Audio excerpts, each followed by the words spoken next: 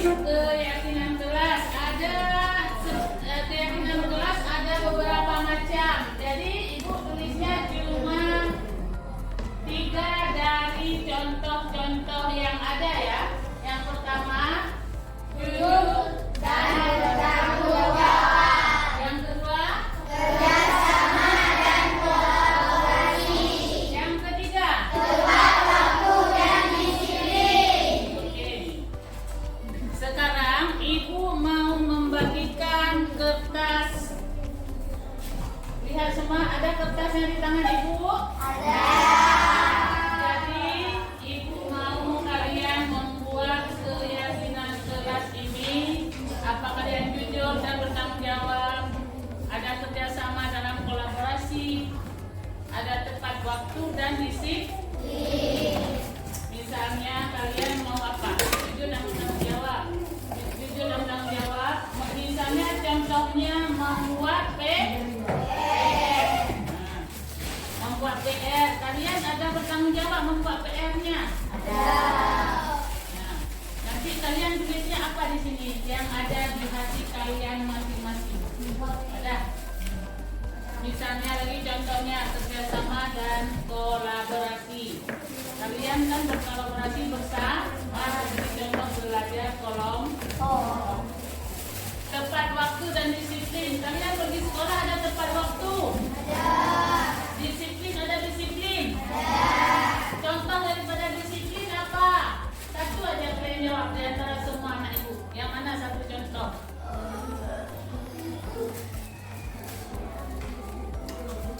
Coba. Ada yang ditanya contoh. Jadi siapa yang menulis di antara contoh-contoh dari keyakinan kelas, kalian tempel yang di sini ya. 1, 2, 3. Ibu akan membagikan semua ya. Oh ya, ini ada 4 warna. Jadi kalian masing-masing aja. Nah, bagikan sama semuanya. Yang bagikan ke belakang langsung. Ini yang ini ya. Jadi yang mana-mana aja. Tulisnya di sini ya. Nanti tempelannya di belakang. Bagikan.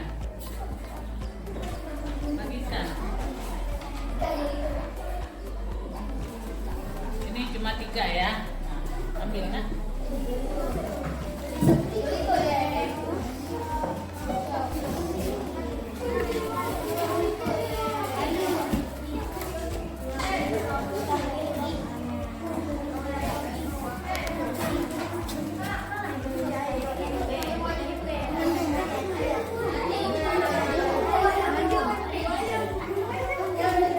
Tulisnya yang ada di hati kalian masing-masing.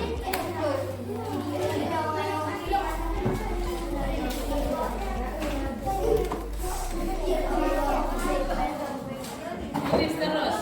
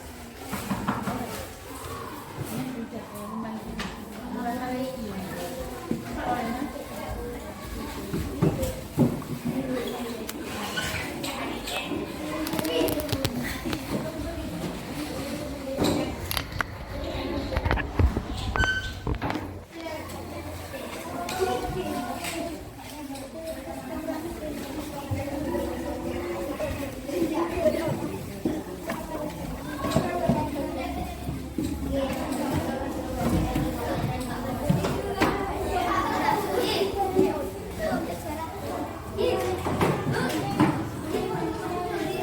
mau baca nanti siapa yang menulisnya, apa yang ditulisnya. Hah? Kenapa? Karena kamu bilang tulis di mana yang menurut kalian. Pakai lem aja ya.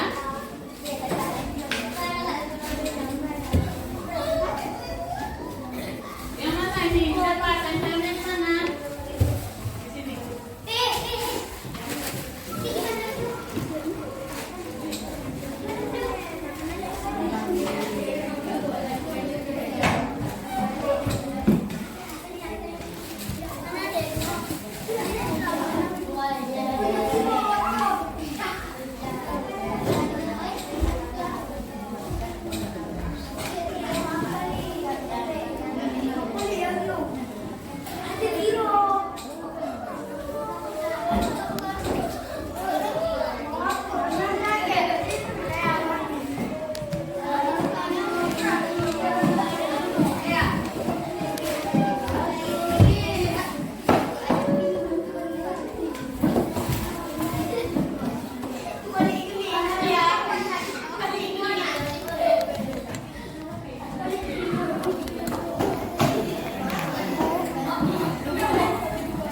Lupa, lebih taruh situ aja.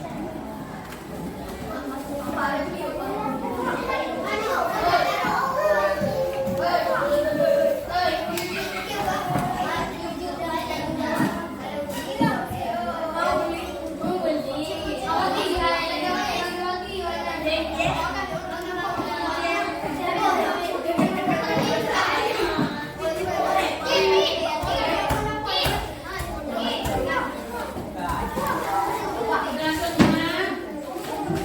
Semua sudah siap? Coba tulisnya ada semua. Coba kalian lihat dari 1 sampai 3 yang mana yang lebih banyak. 1 dan 3. Berarti nomor 2 cuma 1 orang. Ibu mau baca yang nomor 2. Berapa? 2. Nomor 1 dulu boleh? Nomor 1 ya. Jujur dan bertanggung jawab. Jujur dan bertanggung jawab.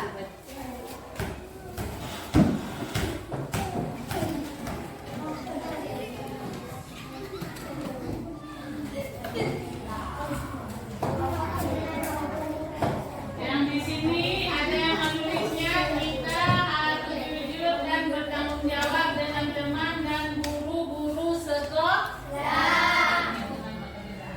Ada juga yang menjawab, jujur dan bertanggung jawab. Setiap yang dikasih PR, kita harus membuatnya.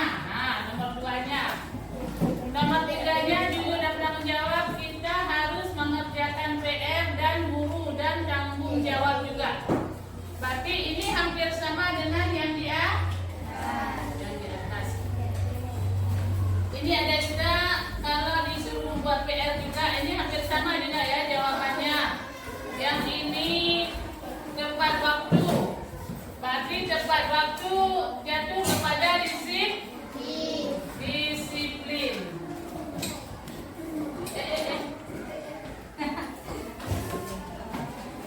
Jatuh kepada disiplin kan?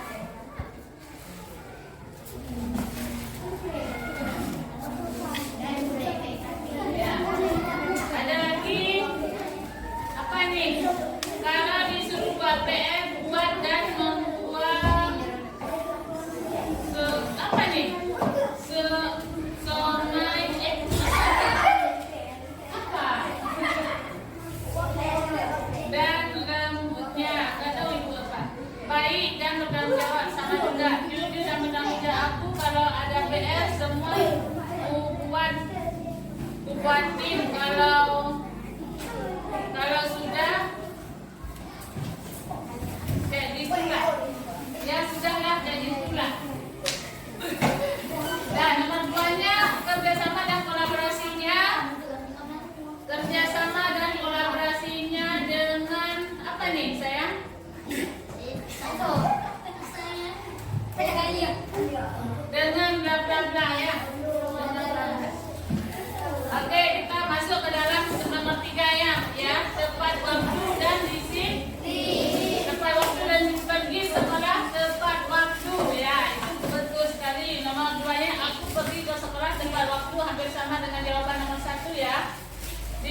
disiplin contohnya membuang sampah pada tempatnya dan pergi sekolah tepat waktu ya.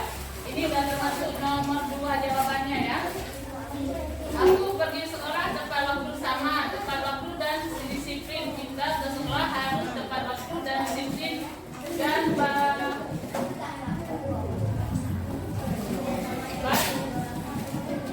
aku pergi ke sekolah tepat waktu selalu membuat PR. Bagus sekali jawabannya. Aku setiap hari disiplin. Betulkah setiap hari kalian disiplin?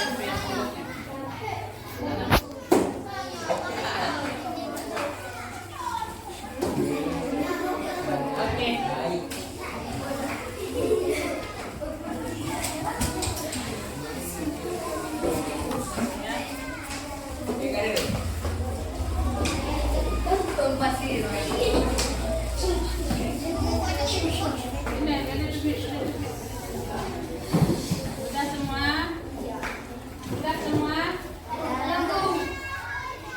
Tempel sendiri. Coba. Tempel sendiri. Oke.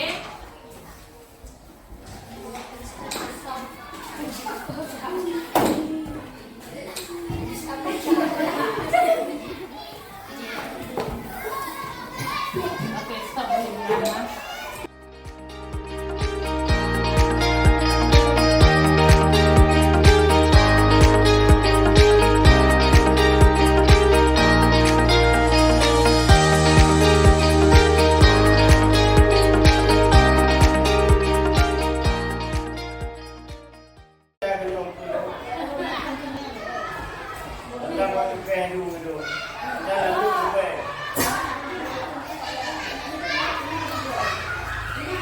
Assalamualaikum warahmatullahi wabarakatuh. Hari ini saya akan mempresentasikan disiplin positif keyakinan keras untuk SD 6 tanah luas kita ya Ibu. Dan untuk hari ini sebelum saya memulainya, Bismillahirrahmanirrahim.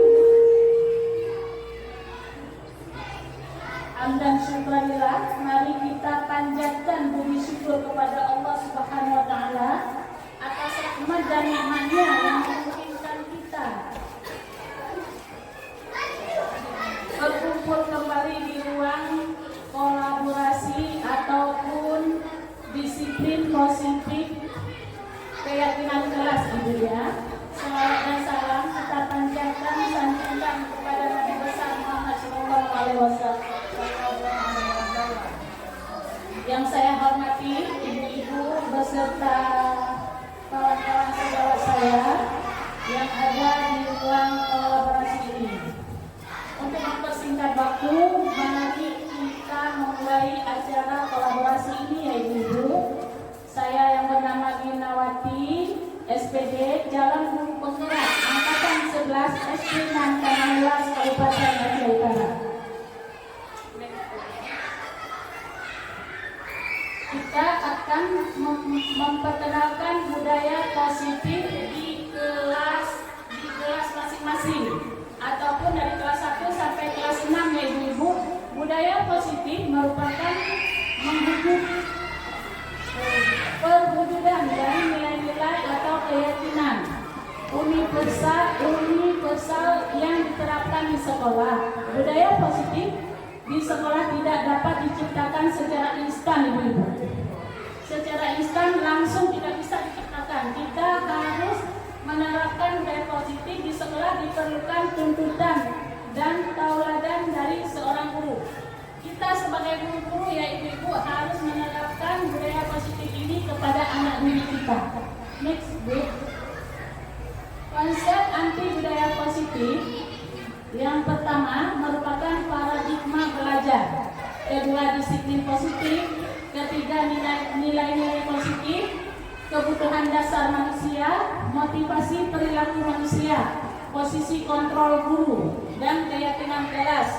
Segitiga restitusi yang kami pelajari di guru penggerak angkatan 11 kemarin. Saya akan memperkenalkan budaya segitiga restitusi kepada ibu-ibu nantinya ya, setelah saya lulus dari guru penggerak ini. Next.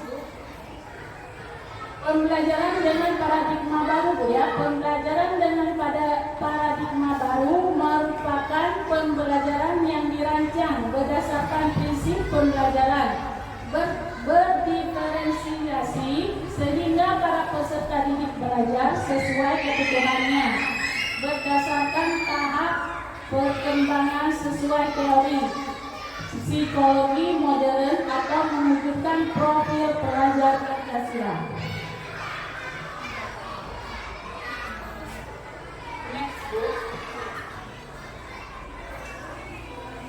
Miskonsepsi tentang teori kontrol, ilusi guru pengontrol murid, ilusi bahwa semua penguatan positif, efektif, dan bermanfaat, ilusi bahwa kritik dan membuat rasa bersalah mampu menguatkan karakter. Ilusi bahwa orang dewasa berhak memaksa. Next, Bu.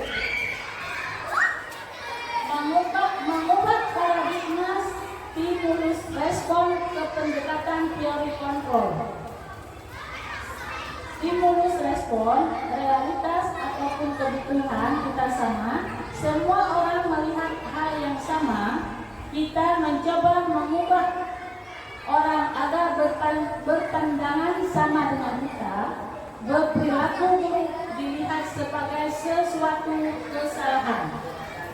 Orang lain tidak bisa mengontrol saya bisa mengontrol orang lain, memaksa pada saat saya bukan gagal. Model berpikir menang ataupun kalah. Sedangkan dari teori kontrol, realitas atau kebutuhan kita berbeda. Setiap orang memiliki gambaran berbeda. Kita berusaha memahami pandangan orang lain tentang dunia. Semua perilaku memiliki tujuan. Hanya ada yang bisa mengontrol diri Anda. Anda tidak bisa mengontrol orang lain. Kolaborasi dan konsensus menciptakan pilihan-pilihan baru. Model berpikir menang-menang. Nanti saya jelaskan satu persatu kepada ibu-ibu yang hadir di ruang kolaborasi saya, yaitu disiplin positif terbagi 3. Yang pertama, disiplin berasal dari kata disiplina, yang artinya belajar. Disiplin mengacu pada disiplin diri yang memiliki tanggung jawab terhadap apa yang dilakukannya berdasarkan nilai-nilai yang diyakini. Disiplin positif merupakan salah satu cara menerapkan disiplin yang bertujuan untuk menumbuhkan kesadaran serta memberdayakan peserta didik tanpa imbalan penghargaan di dalam reward, ancaman atau hukuman. Nextnya, saya mendidik. Tujuan kita adalah menciptakan didik yang memiliki disiplin sehingga mereka berperilaku mengacu kepada nilai-nilai kebijaksanaan, kebijakan universal, dan memiliki motivasi intrinsik dalam perubahan perilaku ke arah yang lebih baik. Di sini juga ibu ada nilai-nilai kebajikan.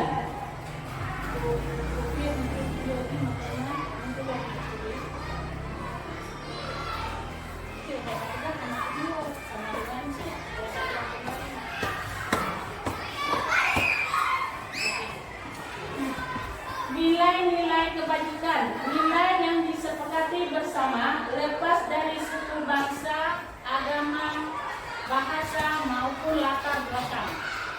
Contoh nilai kebijakan institusi ataupun organisasi terbagi ada 3 ya ibu, ada 3. Yang pertama, profil pelajar Pancasila.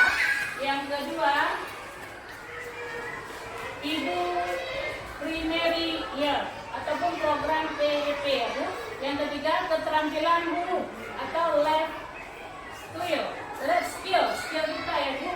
Beriman dan bertakwa kepada Yang Maha Esa dan berakhlak mulia, berkebinekaan global, mandiri, kreatif dan bernalar kritis. Yang keduanya, toleransi, rasa hormat, integritas, mandiri, menghargai, antusias, empati, keingin-tahuan, kreativitas, kerjasama, percaya diri dan komitmen. Sedangkan saya tidak ada kepercayaan diri ya ibu-ibu semua. Dapat dipercaya, lurus hati, pendengar yang aktif, tidak merendahkan orang lain dan memberikan yang terbaik pada diri ya Bu. Oke, next Bu. Kebutuhan dasar manusia. Kebutuhan dasar manusia. Dasar manusia adalah segala sesuatu yang kita lakukan untuk mendapatkan apa yang kita inginkan. Seluruh tindakan yang kita lakukan memiliki tujuan tertentu. Dalam semua usaha terbaik yang kita lakukan adalah dalam rangka kebutuhan dasar kita terpenuhi.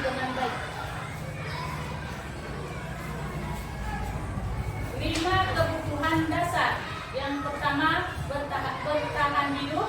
Yang kedua, kasih sayang dan rasa terima. Yang ketiga, penguasaan. Yang keempat, kebebasan. Yang kelima, kesenangan. Yang pertama yang saya ingin bahas adalah bertahan hidup. Makanan, pakaian, tempat tinggal, dan keamanan kesehatan. Yang kedua, kasih sayang dan rasa diterima adalah rasa diterima dipedulikan, berbagi, kerjasama, menjadi bagian dalam kelompok ataupun tim, yaitu. Yang ketiga, penguasaan. Penguasaan adalah harga diri, keinginan untuk dianggap, memimpin, berpresentasi, yang diakui, didengar, seperti saya yang berdiri di saat ini, yaitu. Kebebasan, mandiri, memiliki pilihan, mencoba hal baru, mampu mengendalikan arah diri. Dan kesenangan yang kelima, bermain, humor, antusiasme, dan tertawa. Sebelum saya melanjutkan ke motivasi perilaku, ada yang antara ibu-ibu yang ada tanggapan tentang yang sudah saya jelaskan yang ke belakang. Saya kasih waktu untuk ibu-ibu yang ke belakang untuk 5 menit. Ada? Itu menghindari tidak kenyamanan hukum bagaimana itu? Saya belum mengerti. Ya, ini untuk menghindari ketidaknyamanan hukum ya Bapak. Di sini belum kita motivasi perilaku ya Bapak ya. Di sini belum saya jelaskan. Yang ke belakang tadi ada yang belum dimengerti maksud saya tadi. Yang belum dimengerti. Nggak ada bro. Nggak ada ya. Oke, semua sudah dimengerti. Tadi ada Bapak yang bertanya untuk menghindari ketidaknyamanan hukuman. Nah, seseorang murid yang misalnya dia terlambat sekolah. Ya, ini contoh. Seorang murid yang terlambat sekolah, jangan kita hukum. Kita bertanya kepada murid kita. Itu motivasi dari perilaku murid. Jadi kita tahu kenapa dia terlambat, apa sebab dia terlambat, begitu ya. Jadi jangan menghukum murid dulu, biar dia ada kenyamanan kepada dirinya sendiri dan kepada kita sendiri. Jadi kita harus memasukkan dia ke dalam kantor, kita bertanya dulu. Sesudah itu apa jawaban dari murid tersebut, kita beri arahan. Itu daripada untuk menghindari ketidaknyamanan hukuman. Sudah dimengerti Bapak Nazaruddin? Ya. Oke, terima kasih. Ini lagi pendapat saya ini kan ini Ya Bapak. itu sangat bagus tentang penjelasan itu Ya. tentang hukuman anak itu sangat bagus karena anak itu jangan dipaksa. Ya betul Bapak. Dia anak itu harus berdikari dengan kita meluruskan kedisiplinan, apalagi kejujuran, Iya. supaya anak itu tidak lagi kena hukuman. Betul. Begitulah pendapat saya. Berarti yang saya jawab tadi, apa Pak Nasruddin sudah puas dengan jawaban yang saya berikan tadi? Tidak. Oke, terima kasih Pak Nasruddin. Saya akan melanjutkan motivasi perilaku. Motivasi perilaku adalah untuk menghindari ketidaknyamanan atau hukuman yang telah ditanyakan dari Pak Nasruddin tadi, yaitu Bapak-Bapak. Kedua, untuk menjadi orang mereka inginkan dan menghargai diri sendiri dengan nilai yang mereka percaya. Untuk mendapatkan imbalan atau penghargaan dari orang lain. Oke, next.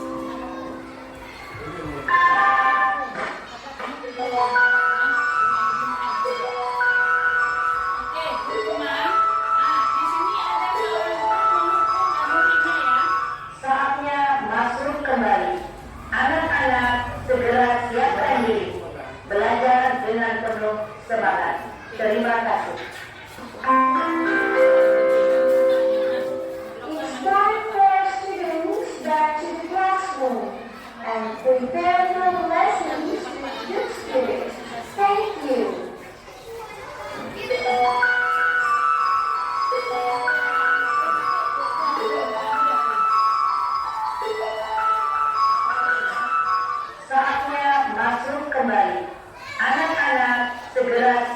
diri, belajar dengan penuh semangat. Terima kasih.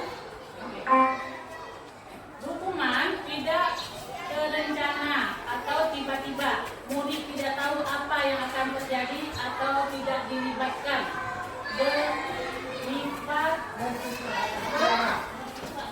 Bersifat satu arah, berupa hukuman fisik atau psikis atau menyantar. Yang tadi dua, terencana atau disepakati sesuai peraturan. Murid tetap dibuat tidak nyaman. Ketiga, sikap guru selalu menenangkan murid. Proses menciptakan kondisi bagi murid yang memperbaiki kesalahan. Proses kolaboratif yang mengajarkan murid untuk mencari solusi sendiri.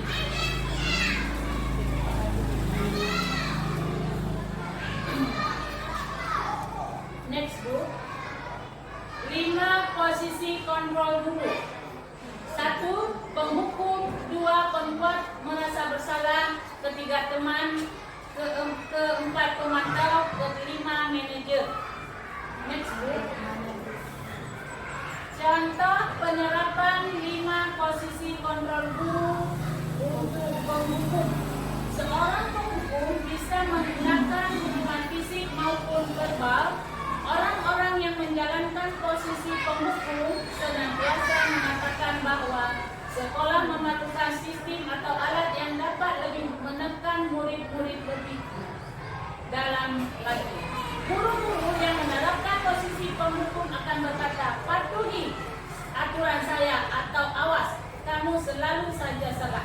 Selalu, pasti selalu yang terakhir selesai. Ciri khas penghukum adalah nada suara tinggi, bahasa tubuh, mata melotot, dan jari menunjuk menghadap. Maksudnya itu adalah penghukum. Tetapi dalam contoh yang tadi, seorang guru harus menjadi manajer. Karena seorang guru yang menjadi manajer, dia tidak menghukum, tidak membuat muridnya merasa bersalah. Yang seperti contoh yang tadi Pak Nasruddin tanya, waktu anak murid berbuat salah, kita bertanya apa yang penyebab dia bersalah. Begitu. Oke, next Ibu. Contoh menerapkan 5 posisi kontrol guru membuat rasa bersalah. Ini yang tadi ya, posisi dibiasakan guru atau orang tua akan bersuara lebih lembut. Membuat rasa bersalah akan menggunakan keheningan yang membuat orang lain tidak nyaman, bersalah atau rendah diri. Ibu sangat kecewa sekali dengan kamu. Berapa kali ibu harus memberitahu kamu ya? Gimana coba? Kalau orang tua kamu tahu kalau kamu berbuat salah begini. Ciri khas pembuat merasa bersalah adalah nada suara, memelas ataupun halus ataupun sedih. Bahasa tubuh merapat pada anak ataupun lesu. Teman, yang menjadikan terbagi atas 5 ya Ibu. Nomor 3-nya teman. Guru pada posisi ini tidak akan menyakiti murid, namun akan tetap berupaya mengontrol murid melalui pendekatan persuasif. Ayo bantulah demi Bapak ya.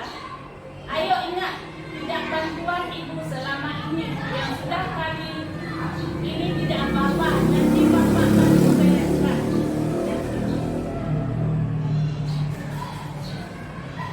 Pemantau. Pemantau berarti mengawasi. Pada saat kita mengawasi, kita bertanggung jawab atas perilaku orang-orang yang kita awasi. Posisi pemantau berdasarkan pada peraturan konsekuensi. Pertanyaan yang diajukan seorang pemantau, peraturan apa? Apa yang telah kamu lakukan? Sanksi atau konsekuensi apa?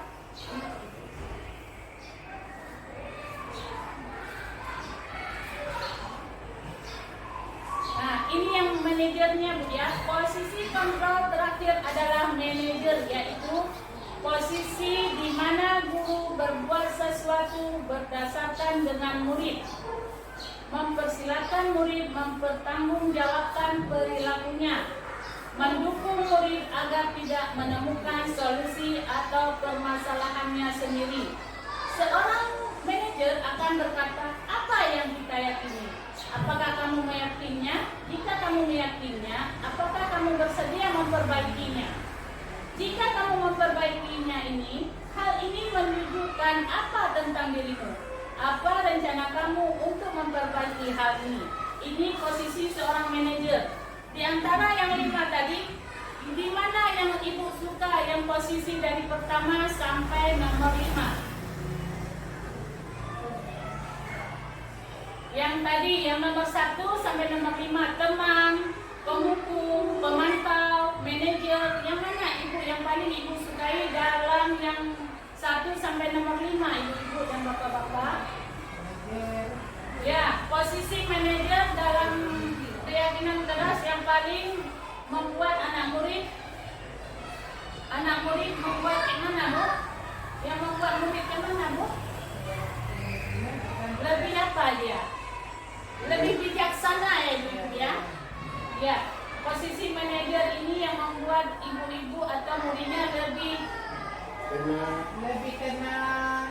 lebih nyaman. Iya, betul. Next, Ibu. Oke, terima kasih Ibu-ibu. Nah, kita keyakinan kelas ya, Ibu. Mengapa keyakinan kelas? Mengapa bukan peraturan kelas? Next, Ibu. Keyakinan kelas merupakan kesepakatan kelas yang diyakini bersama oleh guru dan murid selama proses pembelajaran. Pembentukan keyakinan kelas bersifat abstrak merupakan pertanyaan universal dibuat dalam pernyataan positif sedikit saja agar mudah diingat. Sesuai dengan kondisi kelas dan sekolah sehingga mudah diterapkan. Semua warga sekolah atau warga kelas dilibatkan saat membuat keyakinan kelas.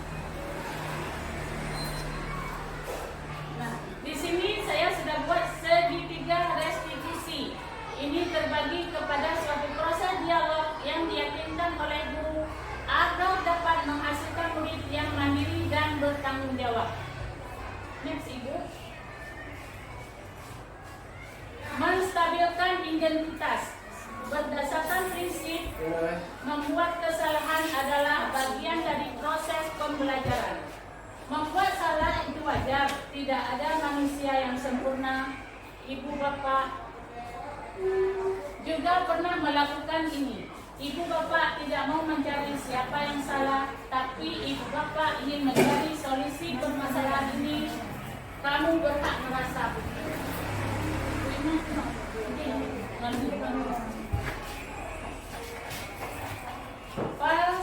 Validasi tindakan yang bersalah. Berdasarkan prinsip, setiap perilaku berupaya memenuhi suatu kebutuhan tertentu.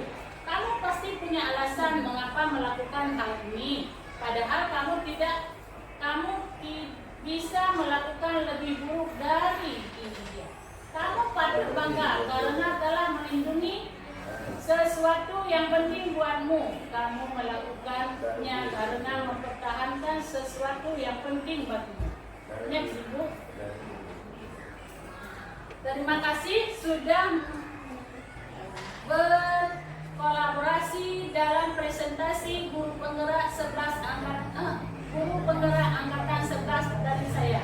Salam guru penggerak, bergerak dan menggerakkan. Saya mengakhiri, wabillahi taufiq wal hidayah. Assalamualaikum warahmatullahi wabarakatuh. Merdeka. Merdeka. Merdeka. Ya. Kamera ya, Bang?